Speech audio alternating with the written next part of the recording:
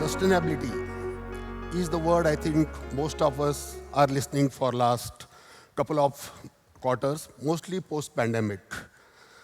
Sustainable living, sustainable food, sustainable travel. I think sustainability is everywhere.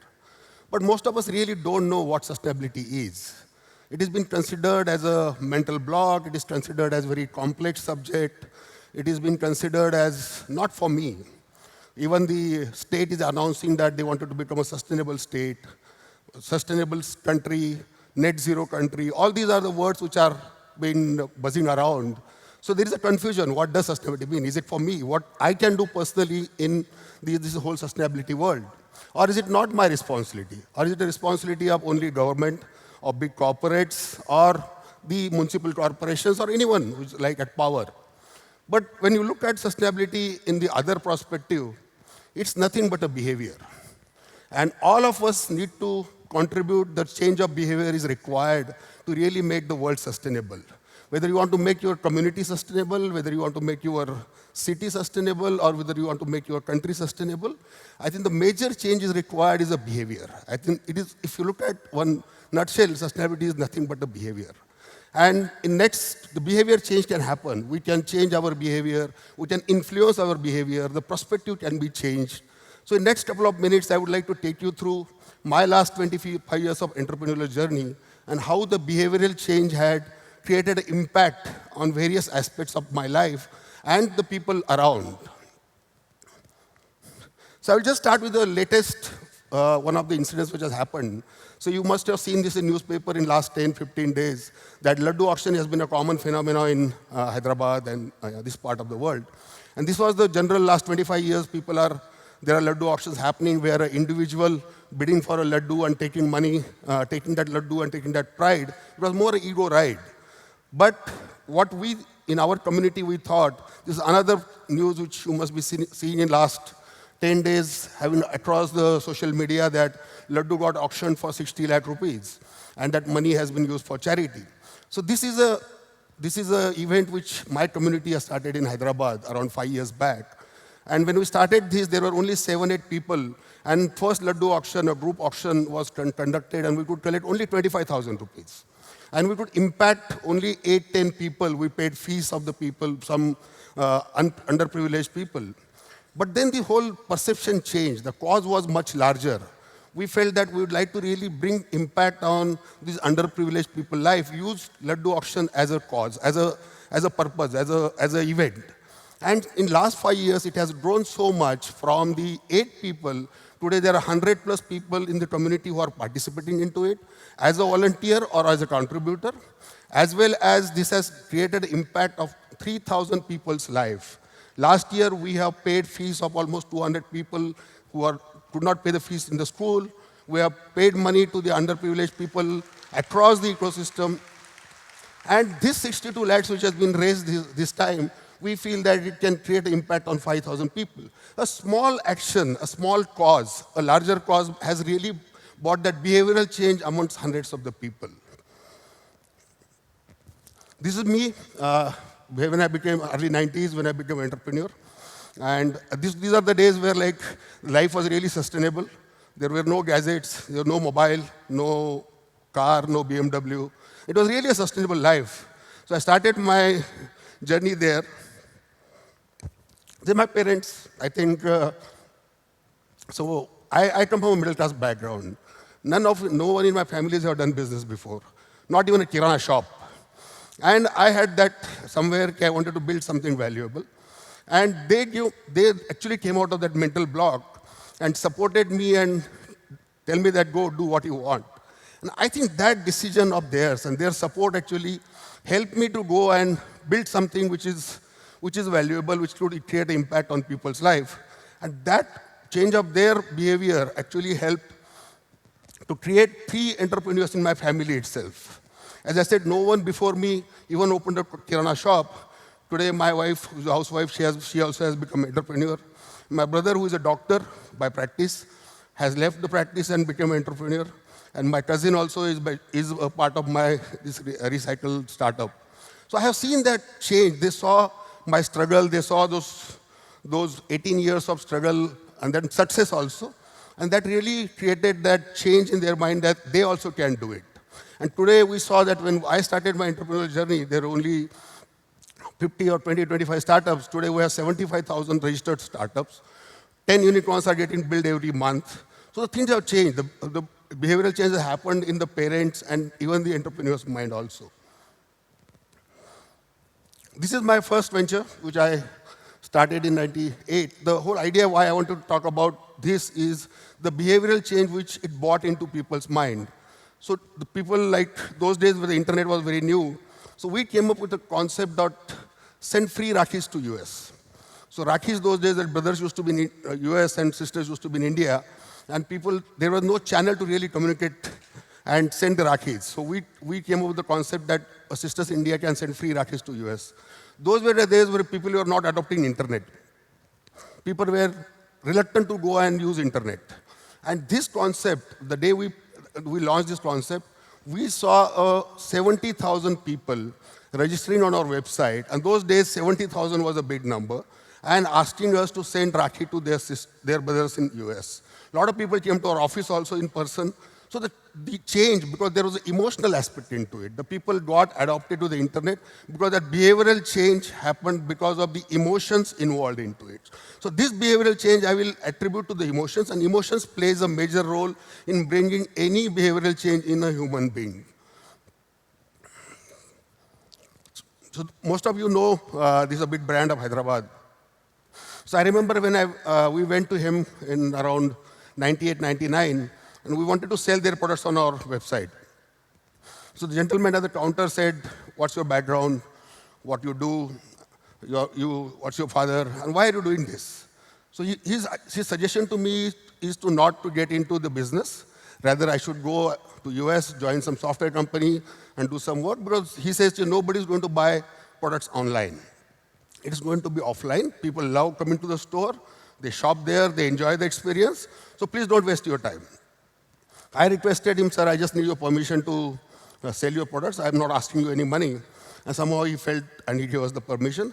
Exactly 3 months later, there was a board in that store behind the counter that for online shopping, www.malamal.com.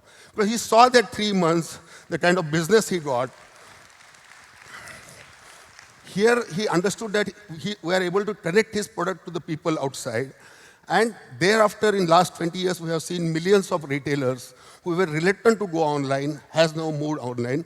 Reason is serving the customers beyond their geography and the fear of missing out. If they don't go online, somebody will take that customer. So I think here the behavioral change in that has happened because of the fear as well as the reaching out to the customers. As I say, the entrepreneurial journey is not always same. It has more ups and downs. I have seen more downs. There was a time of 5 years where I had a liabilities of almost 8 crore rupees. 8 crore for a middle class person in 2006-07 was a large amount. At least 150 guys in Hyderabad were behind me to get their money.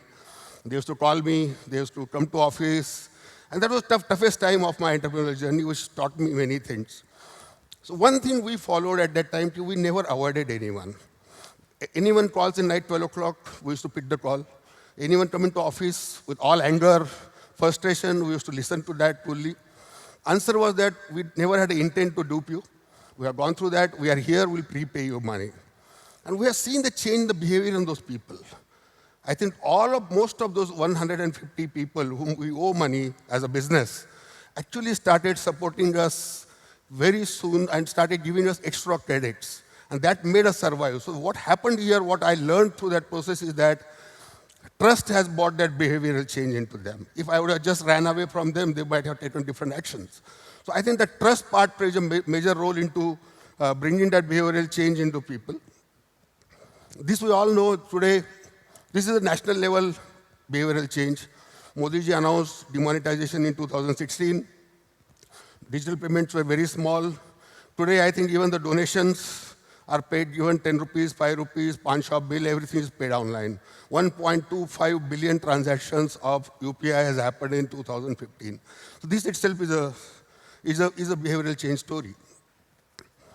So after doing all this, the next thing which came in that after exiting the startup, we were looking for something big. The sustainability was a big subject. And we all know that pandemic has taught us a big lesson that all of us are very small in front of nature, in environment. Environment is very important. So we took a mission that can we contribute a small extent in making the India sustainable, India sustainability mission. And sustainability is a big, big mission. All of us can contribute a bit to make it work. In that, we took a mission of waste. Now, if you look at waste, all of us generate waste. All of us at home, our offices. And the quantity of waste which gets generated is 125,000 metric ton per day, which is equivalent to 30 square kilometers of space which is required to really dump that waste. The bigger challenge is not about the dumping of the waste, bigger challenge is the value in the waste, because there is nothing called waste in this country. And this is creating such a huge impact. If you all know, you must have heard that the ocean will have more plastic than fishes by 2050. India's lot of land will get covered if we don't manage the waste well. But the bigger challenge is that millions and billions of dollars of value in the waste is going into the dump yards. All of us handle this sea at this home. When we did our own research, we spoke to people, we realized that each of us treats the waste differently. So paper, when you look at paper, no one in this room must have thrown the newspaper in a dustbin after reading it. You must have kept it somewhere aside, and at the end of the month, 8 rupees per kg, somebody must have come and bought it. That's a perceived value from our childhood, that paper is valuable. Plastic, you drink, first thing we do is put it in dustbin. That's a natural reaction we have. Actually, plastic is more valuable than paper, but we still do that because we don't realize the value of that. And third one is the e-waste. It's a legacy waste. I think the challenge with e-waste is that we have perceived value of Nokia 1180. It still must be lying in somewhere in your drawer, somewhere in your room, because we have bought it for 25,000 rupees and you still feel that value is 25,000 rupees today. And those resources are kept in our house. 60% of e-waste is lying in people's homes. And what happens? For making every new phone, they go back, take the natural resources, make the phone. For making plastic, they go the natural resources. There are limited natural resources. And the world will only be sustainable when we use the existing resources in a right way, reuse, recycle. But that will only happen when our behavior changes. We bring it out. If we keep those old phones, old boxes inside because we feel that is valuable. Kabhi kaam aayega. That is the word is most dangerous for that. कि वो फेंकना नहीं है, काम आएगा. उसको बाजू में रख दो.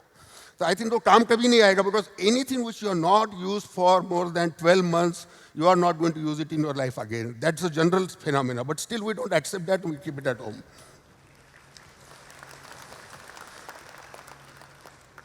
So we went ahead and we one of the few projects which we saw working and for the behavioral change perspective. So in the city of Latur and in the city of Dehradun, there were 50,000 households were identified, and a project was done, and it's still continuing. So every household was given a QR-coded bag, and they were asked that if they should segregate the waste properly, and then should bring that waste to a place through a collection mechanism.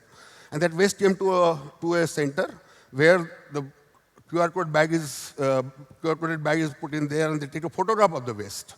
And the AI/ML was built based on the segregation level. If it is out of 10, if it is 7, the household is rewarded. And if it is below 5, they have been penalized. This one intervention suddenly caught up awareness among the people.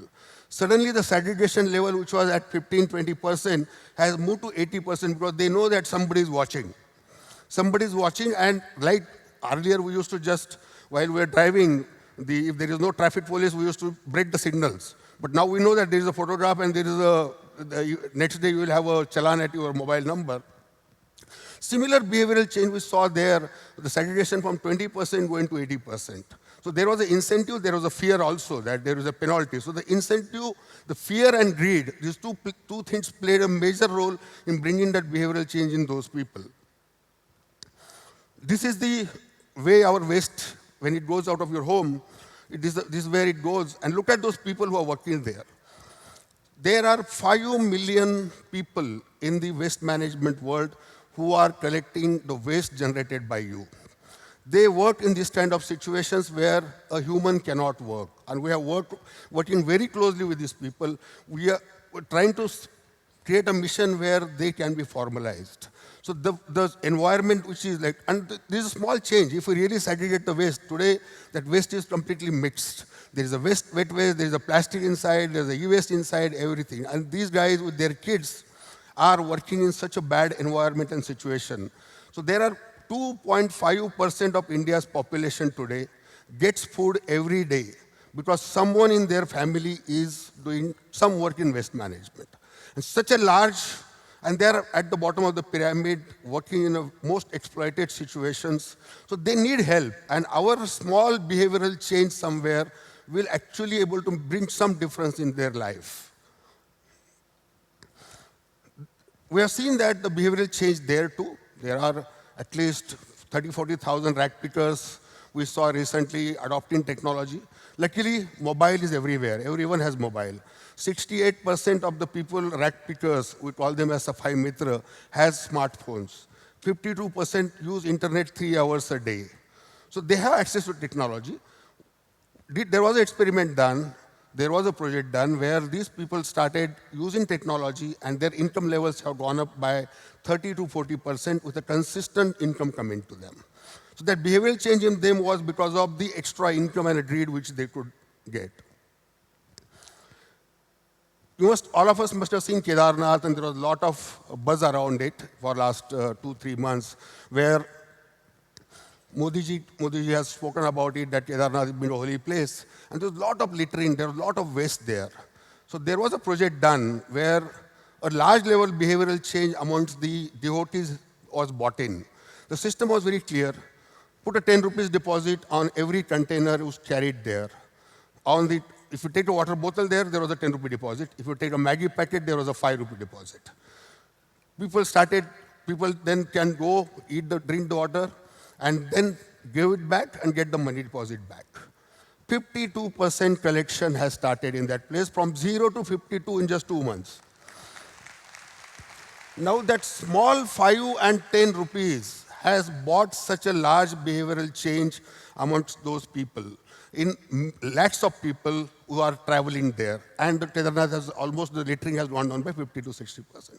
So with this example, what I would like to convey that sustainability is not optional. This is a responsibility.